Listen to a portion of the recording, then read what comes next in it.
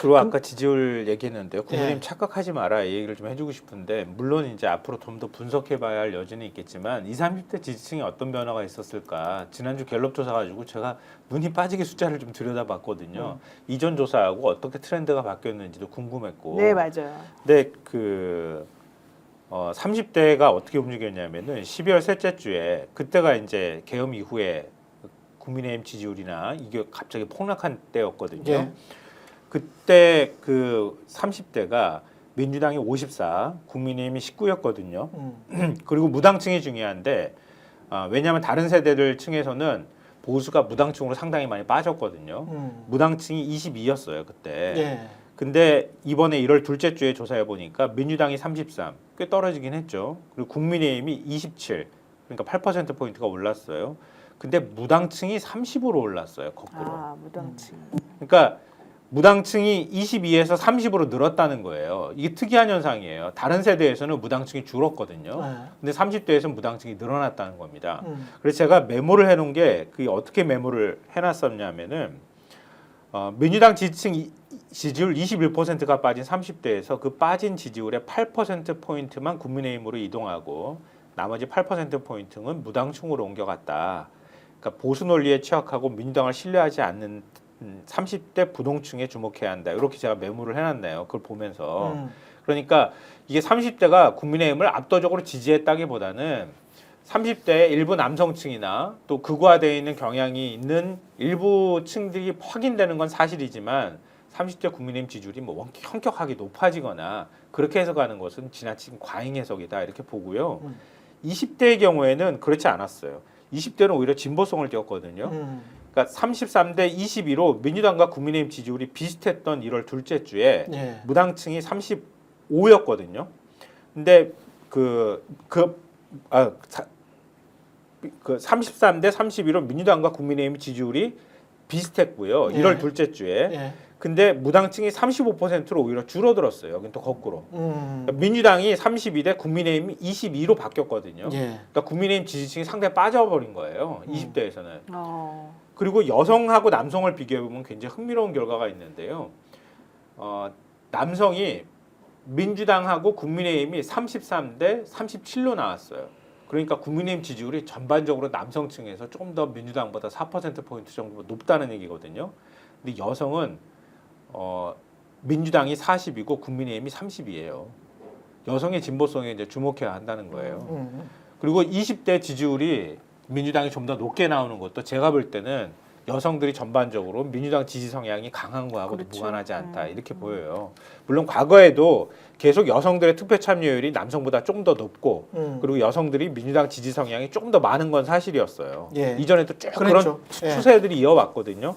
근데 이번에 계엄 사태를 겪고 난 다음에 여성의 진보성이 조금 더 뚜렷해졌다고 제가 볼 때는 보여요. 그리고 그거에 20대 여성들이 상당한 역할을 하고 있다고 하는 것도 부정할 수 없을 것 같아요.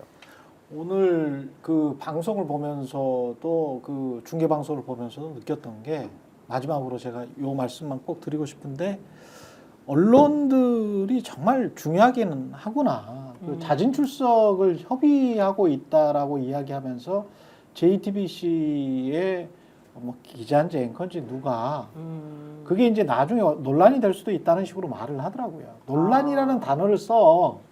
그런데 그게 어떻게 법적으로 가령 도둑놈이 체포영장이 2차례나 발부돼 가지고 그걸 저항을 하다가 문 열어주고 나 자진 출석할게 라고 하면 그게 어떻게 사법적으로 논란이 될 그렇죠. 겁니까? 그렇게 쓰면 안 되죠. 예. 그냥 정치적으로 국민의힘이 논란을 일으키겠지. 그런 말을 미리 던져놓고 그런데 그렇게 국민의힘이 정치적으로 논란을 일으킬 겁니다. 요렇게는 말을 할 수 있죠. 그거는 그렇죠. 팩트니까. 그렇죠. 근데 어떻게 그게 사법적 논란이 됩니까? 근데 아무런 어떤 말 없이 논란이 될 거다. 그리고 막 기관 간 충돌이라 그러고. 그리고 기관 간 그건 최상목이가 자꾸 쓰잖아요. 아니 법원이 발부를 했는데 그게 무슨 그러면 기관 간 충돌이야. 법원이 이 영장 발부에 관한 권한이 있는데 그 집행하라 그러면 영장 청구주의는 헌법 아닙니까? 그럼요.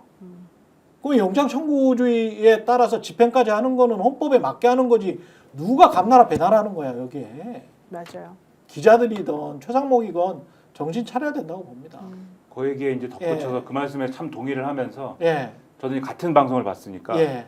그 얘기한 게 아마 같은 변호사일 방송을 겁니다. 봤으니까. 변호사예요. 네, 변호사 데려다 놓고 기자 데려다 놓고 그다음에 네. 앵커가 진행을 했는데 예. 그래도 이제 그나마 다행스러운 거는 그 얘기 나올 때 이제 진행자 앵커가 이제 얘기를 하기는 해요. 네. 이제 일반 시민들이 볼 때는 음. 체포영장이 나왔는데 그것에 대해서 무슨 협의를 하고 그렇지. 무슨 뭐 이거를 뭐 출석을 한다 이렇게 하는 것 자체가 예. 이해하기 어려운 광경일 것이다. 변호사가 이상한 변호사 하나 데리고 나갔구나. 근데 뭐 이상하다기보다는 네. 변호사가 이제 언론의 어떤 그러한 이제 어법에 이제 완전히 충실하게 이렇게 딱 맞게 이제 그렇게 하지 않으니까 좀 이제 얘기가 그렇게 된 것 같은데 예. 근데 이렇게 계속 진행자가 교정을 하면서 음. 중심을 잡은 면이 있기 때문에 또 JTBC니까 그렇게 한 거죠. 또 나름대로 이제 그런 것들을 지키려고 하니까 근데 다른 언론들 같은 경우에는 제가 볼 때는 계속 오늘도 이제 신문 보고 하지 않습니까? 무조건 논란이래. 네, 이 상황 네. 제가 이 신문들도 그렇고 그다음에 다른 이제 뭐 방송들도 그렇고 특히 보도 채널도 보고 하면서 이렇게 보도하면 안 된다라고 싶은 게 너무나 많았거든요. 그렇죠. 그래서 언론의 어떤 이런 보도 태도나 이런 것들은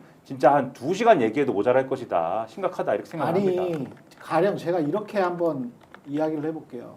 성폭행 가해자가 언론에 나와가지고 저 여자가 짧은 치마를 밤에 입고 다녀서 내가 그런 거예요 라고 하면 이게 논란이 됩니까? 개소리지? 이게 논란이 되냐고. 아무 소리나 갖다가 막 예? 붙여버려.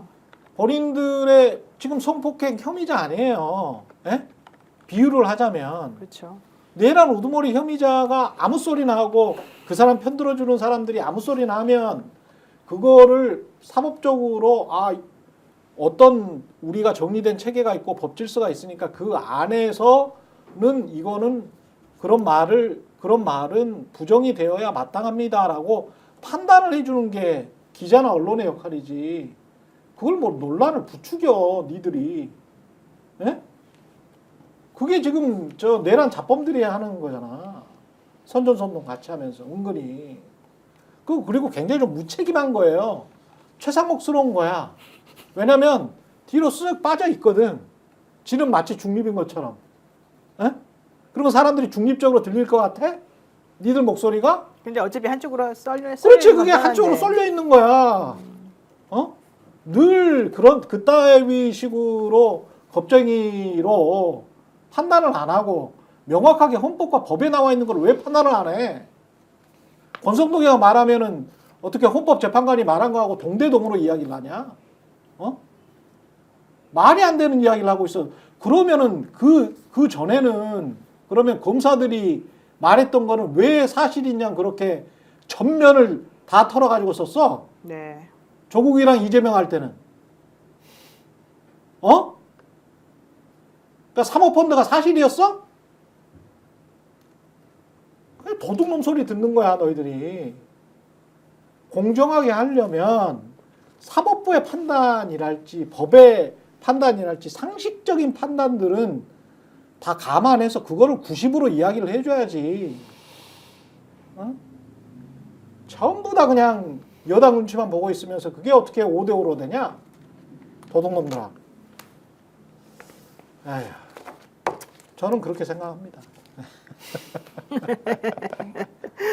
알겠습니다. 예, 그러니까 KBS 나왔나? 예. 스픽스는 말하는 언론입니다. 대세는 유튜브, 그중에서 스픽스. 좋아요, 댓글, 구독, 알림 설정. 여러분이 저희를 사랑해 주시고 우리가 여러분을 사랑하는 4가지 방법입니다.